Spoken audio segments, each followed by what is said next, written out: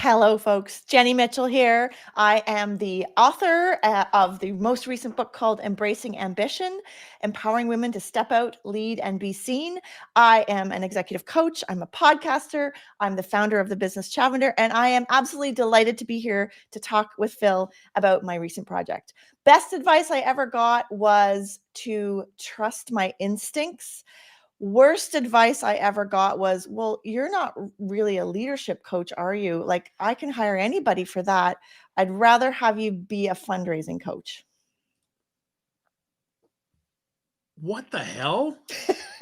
I'd rather have you be a fundraising coach. Now tell me about that, and then we're going to talk about your best advice. Yeah. So I had an inkling way back when that I wanted to be a leadership coach, but I was younger. And I brought this niggling to a client of mine who I really respected, who I was employed as a fundraising coach. And the advice was misplaced, Phil. In other words, I think she had the best of intentions, but she said to me, Jenny, I could hire a million leadership coaches, but right now I have a need for fundraising. And so that's why I've hired you. Why would you compete with all those leadership coaches? Ooh. Well, So I turtled for about 5 years, to be honest. You know, that's so interesting. Yeah. Wow. I guess, right? Like if you're not a competitive person and you're someone that likes to do maybe what's easier, I know that fundraising coaching isn't easy, but easier, then maybe that's the path. But that's not the path for you, huh?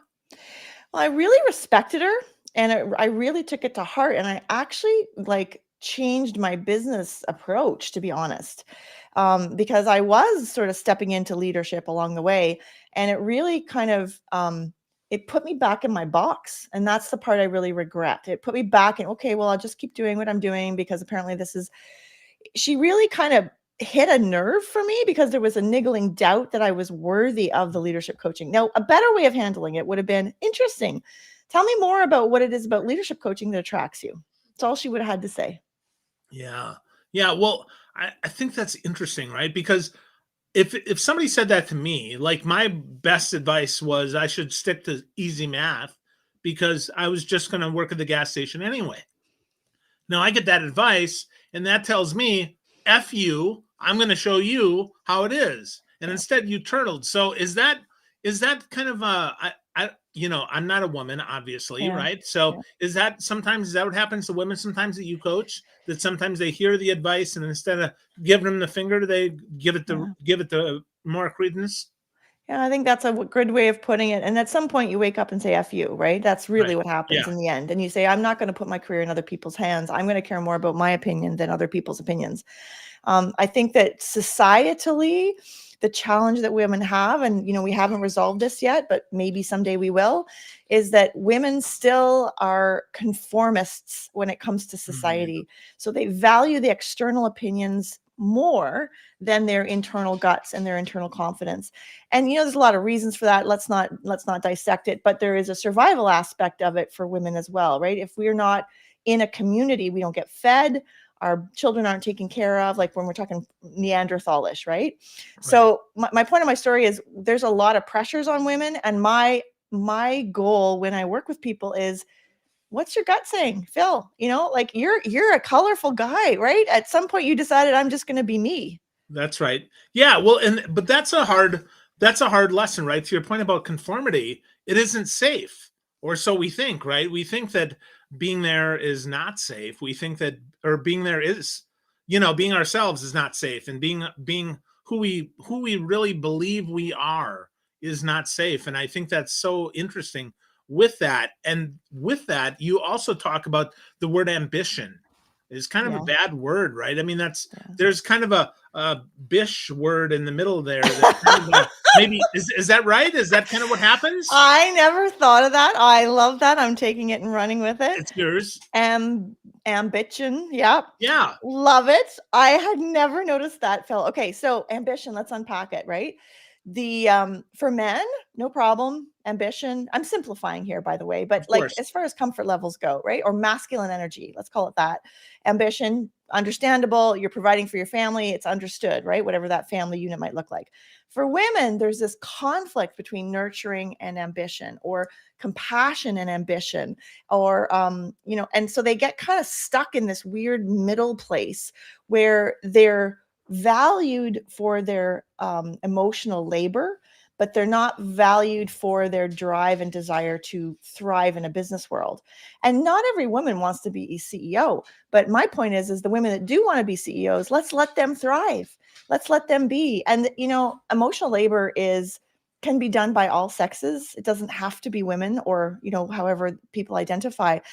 Uh, but needs to be a tacit acknowledgement of the work. Like, nobody likes to be underappreciated, and that goes for any gender. And often I find that women are over delivering. I always talk about number twos becoming number ones, because they do great at number two, but they get passed over 12 times because nobody sees the extra effort and energy they're putting in at that number two level to make number one look good. Well, I hope that's what it is. I think often, though, is that they're so good at number two and nobody else wants to do that work, that then they get stuck and they stay there. Because I've seen that. I've seen where, I've seen that in various leadership places where it's like, no, let's pat them on the head, and they do the work that nobody else wants to do, right? And I say they, meaning women, right? Or they, meaning whoever's in number two, doesn't get there until somebody stands up and says, no, look at me. I am ready for number one, and it is my turn to shine. Yeah, you hit the nail on the head with two valuable as a number two. So in my world, I now work in corporate as well. So let's use a corporate example. The moment the marketing person is too valuable, or the salesperson is too valuable because they drive business, so they want to move up, they keep asking questions about it, and they get a little bit of wait your turn. Right? They get a little bit of, we so appreciate you. We don't want to lose you. Sometimes they'll even get pay raises, or, become a senior or a chief, whatever. But the opportunity to lead is not presented, or they get passed over because exactly that feel they're too valuable. So what we're seeing, at least in some of the coaching clients I have, is people are having to leave organizations to come back. And maybe that's just the way it has to be. I've often found in your small town, when you grow up somewhere, you often have to go away to come back. They won't hire you at the conference until you go away and do something else. I don't know why we have to work that way, but I'll tell you, from a talent management perspective, if you can't find opportunities for your people inside, they will leave. And that's on you, and that's on your bottom line. Yeah, absolutely. Absolutely. I know when I was a leader, I had one young lady who, she was awesome, but I had to tell her we didn't have an opportunity for her. Well, now she did not leave. She did not like that. And it took her another year before we could promote her, but she stayed, and I'm very proud of her. She did great work, because she knew that I hope she knew, maybe she did, maybe she didn't, right? That I had her best interest at heart. But that isn't always the case. A lot of times we're just like, no, we don't believe you. You're awesome, maybe, at what you do, but you got, maybe go somewhere else. You'll be better off somewhere else. Yeah. And the research, if I always like to go back to the research. So what does the data say, Phil? Like, I know these feel very emotional, very personal. The data tells us that men will apply for a job when they have, 50, 40% of the criteria. Women will only apply to jobs when they have 90 to 100% of the criteria. So that's data. The other data that they find is that men are much more inclined to speak comfortably about their accomplishments. Women tend to, the societal don't brag, don't be bigger than your britches.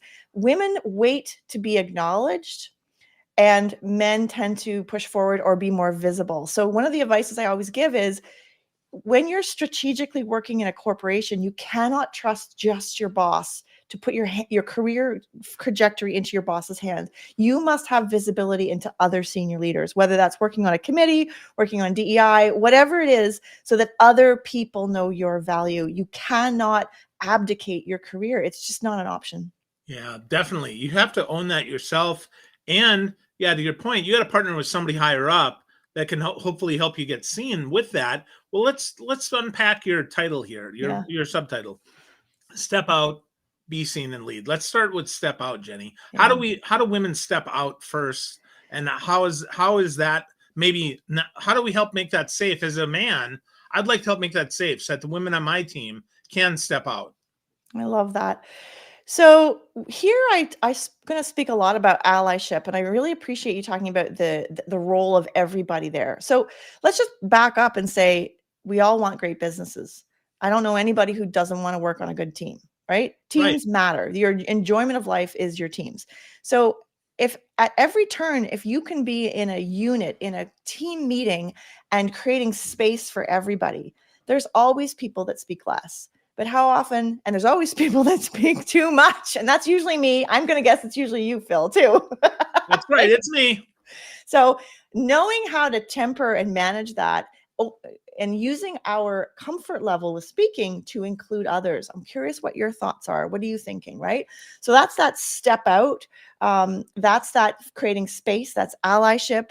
Very often, and I don't think they do it maliciously, but women will get interrupted, right? Or, in mid-sentence, or their idea is mentioned here and then it gets re-mentioned here. And then somebody says, that's a great idea. And you're like, what the heck? That was the same idea.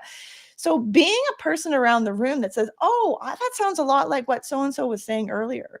And normalizing that's the way we do things at our shop. So that's, to me, is the step out part, is actually using your voice at those tables. My why, I did Simon Sinek's why, and it is to lean into meaningful conversations with others so they are empowered to use their seat at the table. It's not enough just to get there. Congratulations, happy you got there. But actually using that seat for your agenda and your mission, that to me is the win. Yeah. Well, I think that leads right into your next point of be seen, right? Yeah. We have to help people be seen because they don't always get seen. They sometimes might go first, which is brave. Don't get me wrong, right? But it's really the first follower, not the first leader, that gets seen the most. So with that, how do we help others be seen, and how do we make sure that we're seen so that we can actually do that? Yeah. So I'm going to start with a little story. I just want to acknowledge that for some women, and I also want to highlight women of color, women of intersectionalities, this is even more scary, right? Because culturally they are told they are not an equivalent to a male. So you can imagine what that's like from a fear factor. So being seen is truly an act of faith and trust in themselves. And we all know that those first times you do that really matter because it really determines your trajectory going forward. I can think of a time where I was with my boss at a conference and she turned over to me and she said, oh, there's so-and-so CEO of the XYZ company. You should go sit beside him. And I turned and I looked at her and I was like, the point of the story is I had no idea that was part of the game. Oh, yeah. Like, I didn't actually know, Phil. And I thought it was such a gift that she gave me, that part of the game was going to talk to different people and not being afraid to talk to CEOs. We definitely live in our little hierarchical worlds, and believing you're worthy of sitting beside the CEO and holding a conversation. And by the way, I was just as chatty then as I was now. Like, it wasn't a lack of skills. We can talk about introverts later, but it honestly never crossed my mind. So I sent her that kudos.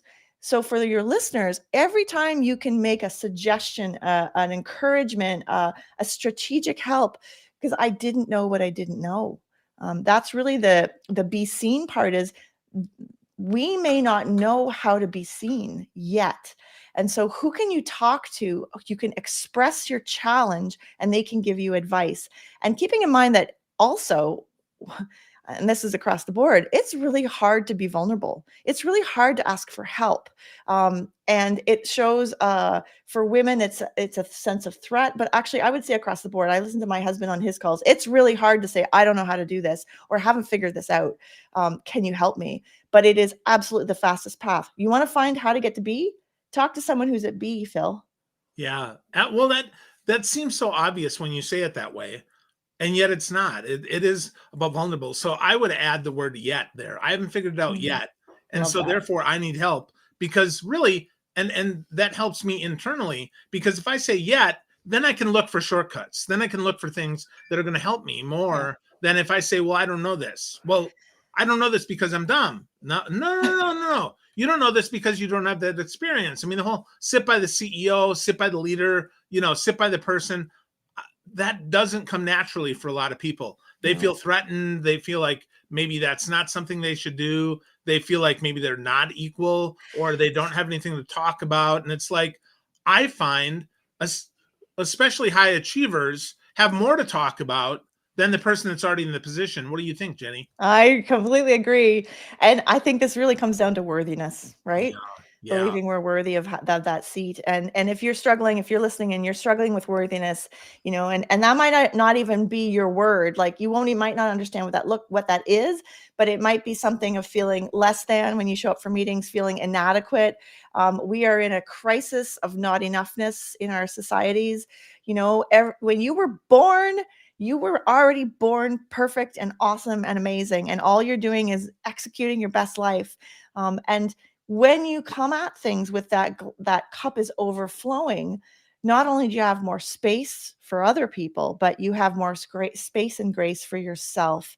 So that's something I think a lot about, is how we're already worthy and everything is a bonus. Because the old way I used to live it was from this whole not enough, I have to over prepare, I have to be a perfect, I was exhausting, Phil. I mean, it was just like, and as a leader, I can see those people a mile away. I have good radar for it, and I know it's really important to support them and encourage them. And you're always going to do better with a carrot than a stick. Yeah, definitely. Definitely. We talk good to people. We help them see that they're worthy. We help them overcome their own imposter syndrome. It's interesting, right? Imposter syndrome only afflicts those of us that are already achieving. It's so interesting. Like meatheads aren't like, well, I wonder if I'm worthy. No, they're like, yeah, I'm good. Yeah, look at me. I'm good. And then the rest of us are like, you? Yeah. Like, you're good. So how do we really address that, Jenny? If we're a leader, how do we do that without just patting them on the head and saying, no, you're good, you're good? Yeah. And I actually have issues with the "you're good" too, because Yeah. it's like false praise is just as bad as no praise. Praise without specificity goes right over their heads and actually creates more self-doubt. Whatever research you're looking at as far as, how to provide, we're crap at feedback. We're crap at crucial conversations. We're crap at leaning in. So we do this little dance, and I'm guilty of it too. I'm not saying it's easy, but if you really, really care about someone, you're going to be kind and tell them what they need to know. You're not gonna hide from the difficult part, but how you deliver it and the space you create is really something very important. So I think that when you start crucial conversations, you must start by framing, I'm sharing this information because I truly believe in you. I have seen how you have done XYZ specificity, and you have incredible gifts in XYZ. That being said, I also believe that you have even more potential. And with this spirit, I'd like to share with you some feedback that may be difficult for you to hear. Are you open to that conversation? Now, Phil, what I did there was permission-based feedback. I sit on the same side of the table as them. I'm not saying that's easy, right? But rather than delivering it one way, and the other cool part about this, talking about leadership, women, is you have to be ready to receive feedback at the same time. Oh, wow. Those are big there. I want to just kind of double tap on that. That permission-based feedback is so big. Asking if you're ready, because there is a time for feedback and there's a time not for feedback. Right after somebody gave a presentation is not the time for feedback. Yeah. They're very vulnerable. They've been raw. They're wide open, right? I like the visual of my chest is wide open, and you can punch right through my heart. That is not the time to offer crucial conversation, right? Yeah, true story. I remember doing my exam in undergrad degree, piano. I was a piano player, and I gave my exam for the year end. It did not go so well, Phil. Did not go so well. And my teacher was relatively young. In hindsight, he was sort of in the 30-year-old category. And he came up to me and said, "What happened?" Oh my gosh, that's painful. That hurts me. I was crushed. I was crushed. I was so far away from home. It was the end of the first year. You know, I was just like, I already knew that I'd sucked. Like I didn't need, it's not like it was a surprise to me. But he had his ego tied up in my success. Like you can see how it all goes, right? Yeah. This stuff is not easy. Like I really think at the end of the day, we're talking about healthy leadership. We're talking about being comfortable enough. Another thing that makes leading, just going back to the title of the book, leading, hard for women is that they almost, well, until they realize that they're living life in a defensive position. So they're living life from a defense rather than from an opportunity. And so what defense looks like is you're preparing for the objection without actually letting yourself believe in the opportunity. You are working like mad. I think women do this thing where they try and collaborate their way out of a problem. Oh yeah. Yeah. And it's kind of you can smell it a mile away, because what happens is the team is like, what does she want us to do? Like, we don't have clarity here. The leader at the end of the day has to make a decision. We have consensus. Well, first of all, we build a space where we can have conflict, where we can violently disagree. And there's respect and trust. And then we have a discussion and we collaborate, and then we make a decision. And when that decision gets made, if there is not consensus, the leader makes a decision and says, this is how we're moving forward. The leader does not punt the thing to the next week or the next week or the next week. And I see this a lot. I work a lot with executives and stuff on boards of directors, right? So nobody wants to be the bad guy, especially in a volunteer meeting, or nobody actually knows what the decision is that needs to be made. Right. So they go around and around, and you lose a lot of good people when that culture starts to kick in. And I think it's, nobody wants to make the wrong mistake, the wrong decision. And I think that sometimes making a decision is more important than making the wrong decision. Well, you can always move from that, right? We can move from solidity as opposed to having to move from squishy. Yeah, so totally. I think that's, yeah. And you can always course correct, Phil. It's not the end of the world, right? But I think because of that whole safety thing, women don't want to be the one holding the bag. And you know, on a general note, I'm getting all my good punchlines in here, Phil. I love this. Is, you know, at the end of the day, you are responsible for yourself. Can we just say that? Like, you get your own stuff together. You make your own choices. Stop this sort of, you know, I call it radical responsibility is really important in my world. And that goes for teenagers. That goes for bosses, partners, spouses. Like, call a spade, own it, own that you screwed up. Like, don't just you can't live life kind of hedging between, and I told you so. And it's not rich enough for me. I want Technicolor in my life. No. Well, I want that specificity, right? I want the specificity. I think that's awesome. That's so good. Well, as we kind of wrap up here, before we do, I want to let people know where they can find more of you, Jenny, because you've got so much awesome. The book is called Embracing Ambition. The website is chavender.com, CHAVENDER.com. Check out chavender.com. Get more of Jenny there. So, Jenny, how do people get started on this journey? If they want to get started stepping out, being seen in lead, and embracing their ambition, what's the first step or two? Wow. So the first step is actually the decision that you're not happy with the status quo that you have now. That is the very first step. That might look like a morning you wake up and say, I don't want to feel like this. It might be a morning you wake up and say, oh my God, my job is like Groundhog Day. I do the same thing every day. And I think that the first step is also reaching out to someone. So, you know, of course, in my world, it's a coach, but if that's not your MO, find a girlfriend, someone to talk to who you can talk through something and ask them to listen without judging, without making decisions for you, and let you talk. Because to me, that's the spark. And the spark will fuel you through all the changes that you're going to want to make incrementally. But you don't have to climb Mount Everest. Yesterday at a coaching call, I helped a client build a morning checklist, because what was happening was he was getting in and he was getting on his sports news and just like sucking 35 minutes of his morning with all the best intentions. And so I said, well, is that okay with you? And he said, no. And I said, okay, so are you going to do something about it? And what do you want to do about it? So that getting started, and it can be super small. For some people, it's getting up 15 minutes earlier in the morning. For some people, it's leaving the office at 5 p.m. But acknowledging your ambition is really important. Yeah. Make the decision. Reach out to someone that you can trust that can help you. I would add, be open to the feedback, right? Like you said, be open to that. That's kind of that third step. So good stuff. Again, get to know Jenny Mitchell more.